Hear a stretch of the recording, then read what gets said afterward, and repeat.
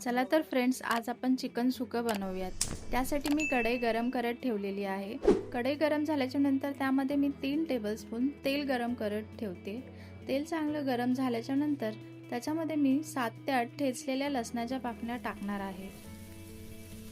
लसूण चांगलं असं लालसर होईपर्यंत परतायचं आहे। त्यानंतर मी त्याच्यामध्ये बारीक चिरलेला एक कांदा घालते। कांदा लालसर होईपर्यंत आपण परतून घेणार आहोत।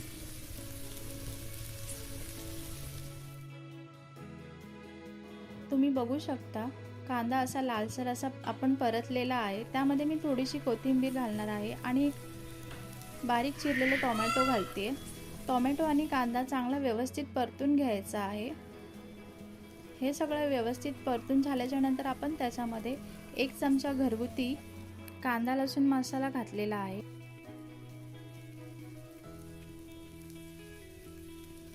नंतर आपण त्यामध्ये आपला काळा वाटलेला मसाला घालणार आहोत। तो चांगला असा परतून घ्यायचा आहे। मसाला चांगला एकजीव करून परतायचा आहे। तेल सुटेपर्यंत आपण त्या मसाल्याला चांगलं परतून घेणार आहोत, जेणेकरून त्याची चव चांगली लागते। नंतर त्यामध्ये आपण 1 चमचा लाल तिखट, पाव चमचा हळद टाकणार आहोत आणि पुन्हा एकदा मी थोडाफार कांदा लसूण मसाला घालते। तुमच्या आवडीनुसार तुम्ही तिखट करू शकता। नंतर मी 1 चमचा त्याच्यामध्ये धने जिरे पूड घालणार आहे।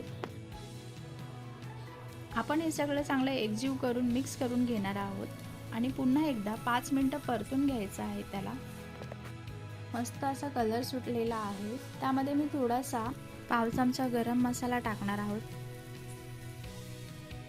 आणि चवीनुसार मीठ टाकणार आहोत।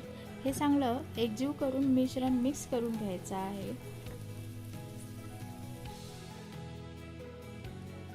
तुम्ही बघू शकता मस्त असं आपलं झालेलं आहे। त्यामध्ये मी चिकन टाकले, मॅरिनेट केलं होतं।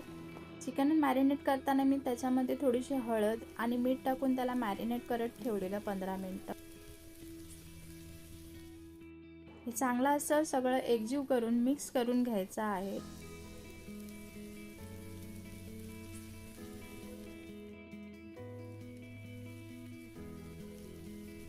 आता आपण त्यावर झाकण ठेवून त्याच्यावरती थोडंसं पाणी टाकून त्याला 5 मिनिटं असं वाफेवरती शिजवणार आहोत। तुम्ही बघू शकता चिकनला थोडंफार असं पाणी सुटलेलं आहे, जास्त पाणी सुटलेलं नाहीये। तर आपण जे पाणी ठेवलं होतं ताटावरती ते आपण आता त्याच्यामध्ये टाकणार आहोत। पाणी टाकल्याच्या नंतर आपण सगळं चिकन व्यवस्थित असं एकजीव करून घेणार आहोत। चिकनला मस्त असा रंग सुटलेला आहे। त्याचा स्मेल पण खूप छान असा येतोय। हे सगळं व्यवस्थित झाल्याच्या नंतर आपण पुन्हा एकदा त्याच्यावरती झाकण ठेवून त्याला चिकनला आपण शिजवून घेणार आहोत। 20 ते 25 मिनिटाच्या नंतर आपण पुन्हा एकदा त्याला बघूया चिकन आपलं चांगलं असं व्यवस्थित शिजलंय की नाही।